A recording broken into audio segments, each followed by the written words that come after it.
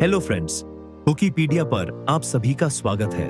आज हम बात करने वाले हैं your overthinking it by Sabina. Alexis book के बारे में शाम के 7 बजे का समय था।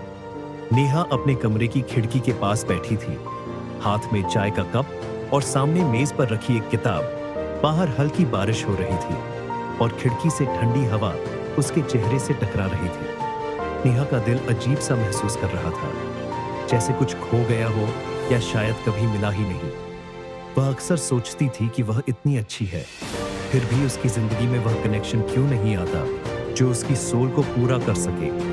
आज उसकी दोस्त समीरा ने उसे एक किताब दी थी, your overthinking it finding life long love by being your true self. Samira हमेशा कहती थी, नेहा तुम ना खुद को अननेसेसरी कॉम्प्लिकेट कर देती हो, रिलैक्स करो और खुद को कुछ समझो, शायद ये किताब तुम्हारे लिए परफेक्ट रहेगी। नेहा ने किताब को अनमने ढंग से उठाया। उसे समझ नहीं आ रहा था कि क्या यह किताब वाकई उसे कुछ सिखा पाएगी। पहले पन्ने पर लिखा था, embrace your true self. Neha ने हल्के से मुस्कुराकर कहा, हाँ सही, जैसे यह इतनी आसान बात है। लेकिन फिर उसने चाय का एक घूंट लिया और पढ़ना शुरू किया। किताब में लिखा था, the foundation of finding lasting love lies in being Authentic self-acceptance is that key to building. Healthy relationships Neha पढ़ती जा रही थी, लेकिन उसके अंदर एक हलचल होने लगी थी। वह सोचने लगी कि क्या वह वाकई अपने आप को जानती है? क्या वह सच में खुद से खुश है, या फिर वह हमेशा दूसरों की उम्मीदों पर खरी उतरने की कोशिश करती रही है? कुछ लाइनें और पढ़ने के बाद उसे अपने कॉलेज के दिन याद आने लगे। उसे हमेशा लगता था कि उसे परफेक्ट दिखना चाहिए, सही कपड़े, सही मेकअप और यहाँ तक कि सही शब्द। उसने कभी खुद से यह नहीं पूछा था कि सही का मतलब क्या होता है। वो दूसरों के नजरिए से अपना मूल्यांकन करती रही। कॉलेज में लड़कों से बातें करना भी उसके लिए एक प्लान की तरह था, जैसे हर बात को स्ट्रेटेजिकली कहना कि सामने वाला इम्प्रेस्ड हो जाए। लेकिन इस चक्कर में वह खुद की ऑथेंटिसिटी कहीं खो बैठी थी। नेहा ने किताब में पढ़ा, When you are genuine, You attract partners who love you for who you truly are. यह लाइन उसे एकदम सच लगी, लेकिन एकदम असंभव भी। उसने सोचा, अगर मैं पूरी तरह से अपनी वियर्डनेस दिखा दूं, तो कोई मुझे पसंद क्यों करेगा उसे। याद आया कि कैसे वह कॉलेज में किसी लड़के से मिलने से पहले गगल करती थी, how to talk to guys topics, to impress man और जाने क्या क्या। लेकिन इन सब के बावजूद उसे कभी वह कनेक्शन नहीं मिला जो वह ढूंढ रही थी। वह हमेशा लगता था कि वह कोई रोल प्ले कर रही है, जैसे एक कैरेक्टर बनना जो वह असल में नहीं है। और यही कैरेक्टर लोग पसंद करते थे, लेकिन वह कैरेक्टर नेहा नहीं थी। किताब ने उसे धीरे धीरे एक आईना दिखाना शुरू किया। उसने महसूस किया कि शायद उसका सबसे बड़ा प्रॉब्लम यही था कि उसने कभी अपनी असली सेल्फ को दुनिया के सामने आने ही नहीं दिया। वह हमेशा सोचती थी कि अगर उसने अपनी वल्नरेबल दिखाई तो लोग उसे जज करेंगे। लेकिन सच तो ये था कि उसने खुद को ही सबसे ज्यादा जज किया था। उसने किताब का एक पैराग्राफ जोर से पढ़ा, When you truly embrace, you create a magnetic energy. People are drawn to your authenticity, not your perfection.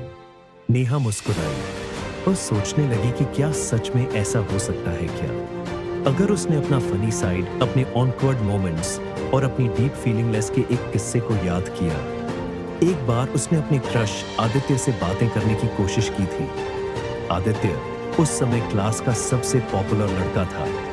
Neha ने कई दिनों तक प्रैक्टिस की थी कि वह उससे कैसे बात करेगी, लेकिन जब उसने उससे बात की तो सब स्क्रिप्टेड लगा। नेहा ने आदित्य को इम्प्रेस कर लिया था, लेकिन अंदर से वह खुश नहीं थी। उसे हमेशा लगता रहा कि आदित्य ने उस नेहा को पसंद किया था जो उसने दिखाया था, ना कि जो वह असल में थी। नेहा ने किताब में आगे पढ़ा, It's okay to be vulnerable being. Real means accepting your flaws and celebrating them that she unique. उसने सोचा, कितनी आरोनिक बात है, मैं खुद को यूनिक कहती हूँ, लेकिन हमेशा दूसरों जैसा बनने की कोशिश करती हूँ। उस दिन नेहा ने एक फैसला किया। उसने ठान लिया कि वह अब खुद को एक्सप्लोर करेगी। वह जानना चाहती थी कि असली नेहा कौन है। उसने अपनी डायरी निकाली और लिखा, डियर सेल्फ, आज मैं तुझसे एक वादा करती हूँ, मैं अब तुझे जज नहीं करूंगी। मैं तुझे एक्सप्लोर करूंगी, तुझे समझूंगी और तुझसे प्यार करूंगी, क्योंकि जब तक मैं खुद से प्यार नहीं कर सकती, मैं किसी और से कैसे उम्मीद कर सकती हूँ कि वह मुझसे प्यार करे। नेहा ने डायरी बंद की और किताब फिर से उठाई। वह जानती थी कि यह सिर्फ शुरुआत थी। किताब का पहला लेसन तो समझ आ गया था, लेकिन उसे पता था कि इस जर्नी में और भी कई चीजें सीखने को मिलेंगी। उसने चाय का आखिरी घूंट लिया और खिड़की के बाहर देखा। बारिश अभी भी हो रही थी, लेकिन अब उसके मन में जो हलचल थी वह डराने वा नहीं बल्कि एक्साइटिंग थी। उसने मुस्कुराते हुए कहा, let's do this. Neha time to embrace real you. Neha ने अगले दिन सुबह उठते ही सबसे पहले किताब उठाई। उसने एक नई शुरुआत का वादा खुद से किया था और अब वह जानती थी कि इसे निभाना है।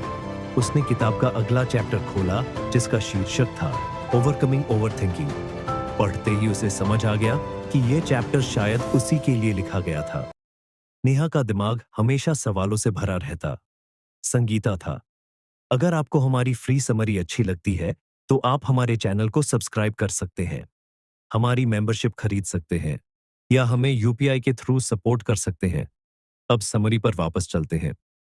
अगर मैंने ये किया तो क्या होगा?